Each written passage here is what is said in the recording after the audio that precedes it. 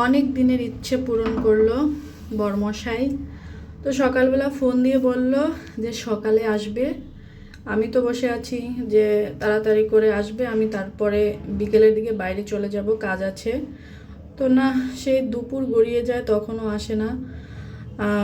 মানে যে কোনো একটা জিনিস আসার কথা শুনলে মনটা একটু অন্যরকমই লাগে। তো দুপুরের দিকে ফোন দিয়ে বলল যে খাওয়া দাওয়ার পরে চলে আসবে। আমি রান্নাবান্না শেষ করে গুড্ডুকে খাওয়াটায় রেডি করে বসেছিলাম। বাইরে যাব, একটু শাড়ি টাড়ি কিনতে হবে পুজোর। তো দেখি আমাদের খাওয়া দাওয়ার পরেই 3টার দিকে চলে এসেছে। এই যে অনেক দিনের ইচ্ছে ছিল একটা ফিল্টার হবে ঘরে। এতদিন আমরা জল ফুটিয়েই খেতাম, আমার খুব বিরক্ত লাগতো।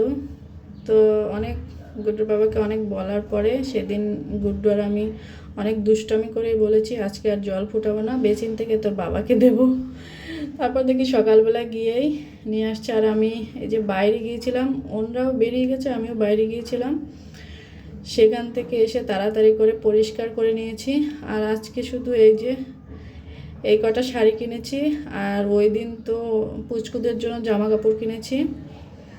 তারপরে বাসা চলে আসলাম। এই তো